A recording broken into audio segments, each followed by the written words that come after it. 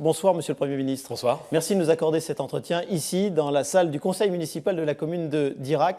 Alors, hier encore, la France a connu une forte mobilisation avec des violences. En quoi ces 2 jours de délocalisation du gouvernement en Charente peuvent-ils répondre à la situation en France issue de cette crise des Gilets jaunes ? L'habitude de délocaliser mon cabinet a été prise il y a déjà quelque temps. L'idée pour moi, c'est pendant 2 jours, alors c'est à la fois très court et en même temps 2 jours entiers, 2 nuits. C'est très dense. C'est très dense. C'est de venir constater la façon dont la politique que nous décidons est mise en œuvre, constater les effets qu'elle produit, constater les éléments et les remarques qui sont formulées par ceux qui sont directement concernés par ces politiques et qui nous disent « attention, là, il faut peut-être un peu modifier » ou au contraire, il faut amplifier tel ou tel mouvement. C'est de le faire moi, bien entendu. Mais ce qui est aussi intéressant, c'est de venir ici, en Charente, pendant 2 jours, avec les membres de mon cabinet. Des femmes et des hommes qui travaillent beaucoup, vraiment beaucoup. Ils ont mené des rencontres, je crois, en parallèle. On a parlé de vos visites, on vient de le voir, mais ils ont travaillé sur quel sujet, avec quels résultats? En fait, ils travaillent avec les interlocuteurs qui sont les leurs dans le cadre des sujets qu'ils travaillent. Alors, ça veut dire que ceux qui travaillent avec moi sur les questions relatives à l'intérieur ou à la sécurité voient leurs homologues ou les responsables de la police ou de la gendarmerie. Ceux qui travaillent avec moi sur les questions agricoles rencontrent les responsables des syndicats agricoles, les responsables de la chambre d'agriculture. Bref, nous essayons de faire en sorte que on travaille beaucoup à Paris, et c'est normal, et c'est indispensable. Mais on travaille souvent mieux quand on peut multiplier ces contacts et voir l'impact précis des décisions qu'on prend ou les problèmes précis qu'il nous faut essayer de résoudre. C'est une démarche pragmatique qui est utile, pas simplement à moi. Moi, d'une certaine façon, pour moi, je retrouve le plaisir d'être maire. Je retrouve le plaisir du contact direct avec mes interlocuteurs et je ne vous cache pas que ça me fait du bien. Mais pour l'ensemble de mes collaborateurs, c'est vraiment un moment précieux. Alors, est-ce que c'est aussi une manière de répondre au coup de colère d'Emmanuel Macron? Il paraît qu'il s'est un peu fâché mardi en Conseil des ministres en disant, en somme, que le gouvernement ne mouillait pas assez la chemise pour faire le service après-vente des mesures annoncées. Est-ce que c'est aussi une réponse à cela? Mon habitude, ce n'est pas de commenter le Conseil des ministres. Et certainement pas de commenter les commentaires du Conseil des ministres. Ce que je peux dire, parce que c'est vrai, et parce que c'est bien, c'est que le président de la République, il est exigeant, il est déterminé, et il est exigeant.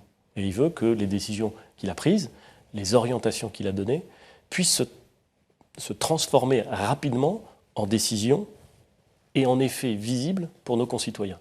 Cette exigence, cette détermination du président de la République, elle est nécessaire, et c'est tout. Et notre détermination aux membres du gouvernement, et plus généralement à la majorité, c'est de faire en sorte qu'elle puisse se traduire dans les faits le plus rapidement possible. Comme nous l'avons fait au mois de décembre, avec des mesures annoncées par le président de la République qui produisent leurs effets.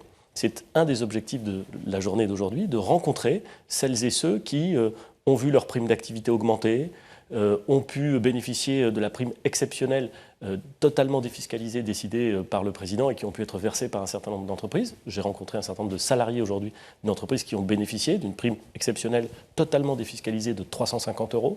Et puis ceux qui peuvent bénéficier des mesures relatives aux heures supplémentaires. C'est un total d'environ 8 milliards. C'est de cet ordre-là. Alors 8 milliards, j'ai bien 8 milliards, c'est beaucoup d'argent. Mais je peux parfaitement comprendre que pour nos concitoyens et même pour moi à certains égards, dans la vie quotidienne, qu'est-ce que ça veut dire 8 milliards? Laissez-moi juste vous donner un exemple. Un salarié qui gagne 1 500 € par mois, qui effectuerait la moyenne du nombre d'heures supplémentaires qu'on exerce en France, c'est-à-dire environ 11 heures supplémentaires par mois, pas par semaine, par mois. Les mesures sur l'exonération de la fiscalité en matière d'heures supplémentaires représentent chaque année un revenu supplémentaire de l'ordre de 600 € net.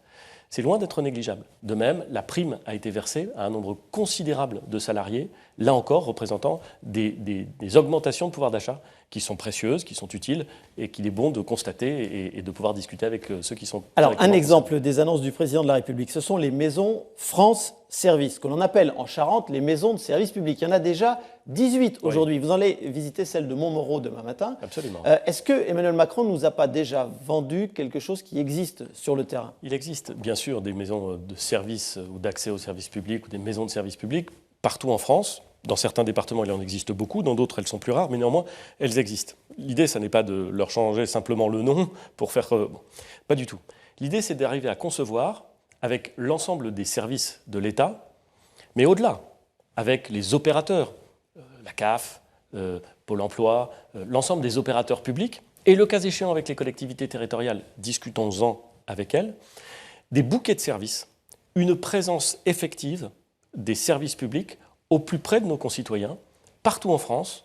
Dans chaque canton, a indiqué le président de la République, il y a un peu plus de 2000 cantons, donc dans chaque canton, et parfois plusieurs par canton, qui sait.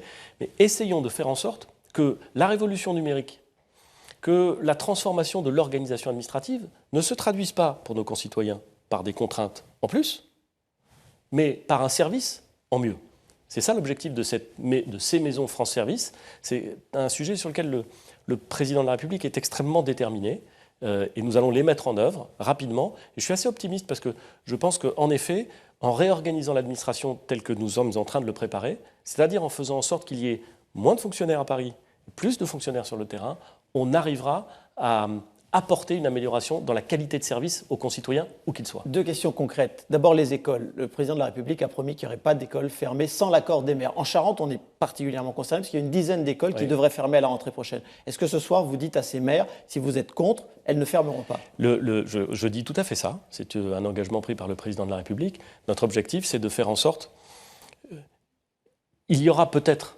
Il peut y avoir des fermetures de classes. Quand la population d'enfants scolarisés diminue et diminue nettement, il peut arriver qu'on ait besoin de fermer des classes. On en ferme dans certains endroits pour en ouvrir ailleurs, et c'est très bien. Et il faut le faire.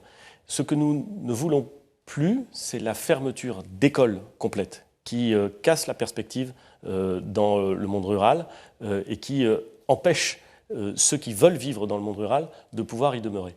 Donc notre objectif, c'est de dire, si vous, maire, vous considérez que ce serait une très mauvaise idée de fermer l'école, si vous pensez qu'on peut la réorganiser avec la commune d'à côté, dans ce cas-là, on le fera, mais c'est uniquement avec l'accord des maires, et c'est évidemment quelque chose d'extrêmement précieux. Alors, autre question, les 80 km/h. Le président du conseil départemental de Charente, M. Bonneau, vous a demandé, vous a interpellé aujourd'hui même, parce qu'il voudrait rétablir les 90 km/h. Qu'est-ce que vous lui avez répondu? Il ne m'a pas interpellé, on a parlé très poliment et très calmement. Interpellé, il vous a posé la question. Oui, mais moi je tiens à la précision des mots et à la qualité des relations que j'ai avec les élus locaux. Il ne m'a pas du tout interpellé. Il m'a fait part de sa position, qui n'est pas exactement la même que la mienne, c'est vrai, mais il l'a fait avec beaucoup de respect, beaucoup de politesse et aussi beaucoup de détermination de sa part. Et je lui ai dit que nous étions en train de travailler d'abord sur une vague de déconcentration de décisions, ce qui veut dire, ou de déconcentration et décentralisation de décisions. Donc ça veut dire que nous allons essayer de faire en sorte qu'un beaucoup plus grand nombre de décisions soient prises localement par rapport à ce qui se fait aujourd'hui. C'est le premier élément. C'est un élément général, mais c'est le premier élément de ma réponse.